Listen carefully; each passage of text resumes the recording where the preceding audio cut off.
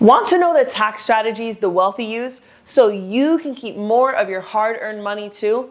Today, I'm breaking down exactly how they do it and how you can legally make the tax code work for you. Hey taxpayers, it's Tiffany Gonzalez, CPA here, and today I'll talk about how taxes really work for the middle class versus the wealthy and why investing smartly can really lower your tax bill. So let's get started. First up, what gets taxed the hardest? Two things: your earned income. This is the paycheck you get from your job, and your property. Yup, your home. It's a major tax target.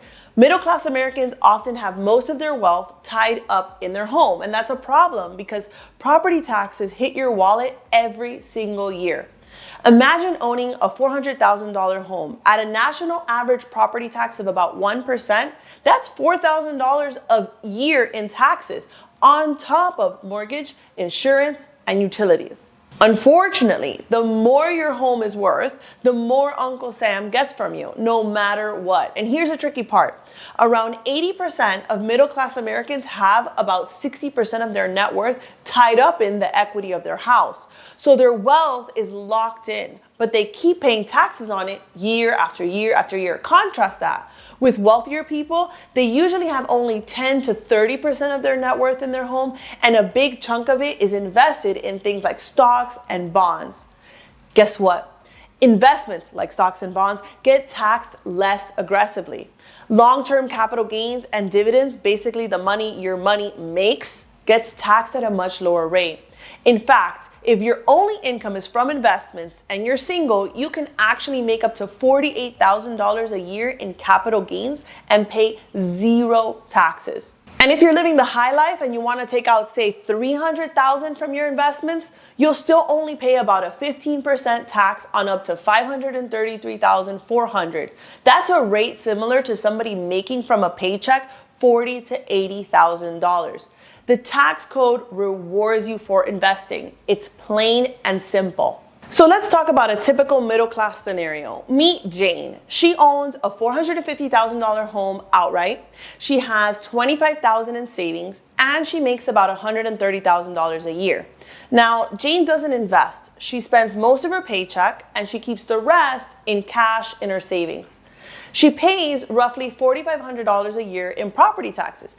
And on her $130,000 salary, Jane ends up paying around $30,000 in federal income taxes and payroll taxes combined. This is a huge hit to her cash flow. Even though Jane has over $480,000 of assets, it's all tied up in her home. She can't use that equity to pay for her taxes. That cash savings she has, it's not enough to necessarily cover the tax bill. That's a tax burden that's really tough to manage. Believe me, every CPA will tell you this tax scenario is a nightmare.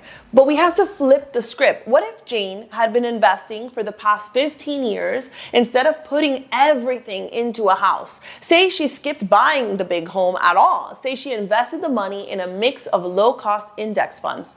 Her investments could be generating dividends and capital gains taxed at a much lower rate. By investing in tax advantage accounts like her 401k at work, she could also reduce her taxable income now and probably get a matching with her employer on her 401k. If she were to max out that 401k in 2025, she would put $23,500 and it would lower her taxable income down to $91,500 after the standard deduction. That's a significant amount less in taxes every year just by putting her money into a tax advantage account. Add in an account like an HSA, a health savings account, or even a traditional IRA. If she qualifies, she could lower her tax bill even more. Now, don't get me wrong. There's nothing wrong or bad about owning a home. In fact, it can be a great milestone and even part of a really great wealth building plan. But here's the thing, if most of your net worth is tied up in your house, you're missing out on other ways to grow your money and lower your tax bill. That's why understanding your tax strategy is key. So your home is a blessing and not a hidden tax trap. Okay, so what's the big takeaway here? The tax system encourages you to invest your money, not just earn it. When you live off investments instead of a paycheck, your tax rate can be drastically lower. It's why building a solid investment portfolio is a game changer for long-term wealth. So while avoiding taxes completely by breaking the law is illegal, legally minimizing your taxes by investing smartly and using tax advantage account, that's just smart money management. If you want to pay less in tax, if you want to build real wealth, you need to start thinking like an investor today. To keep up to date with all the information we're putting out, hit the like button, subscribe to our YouTube channel, follow us on LinkedIn, Instagram, and Facebook at Accounting to Scale. Until the next video, your favorite CPA, Tiffany Gonzalez.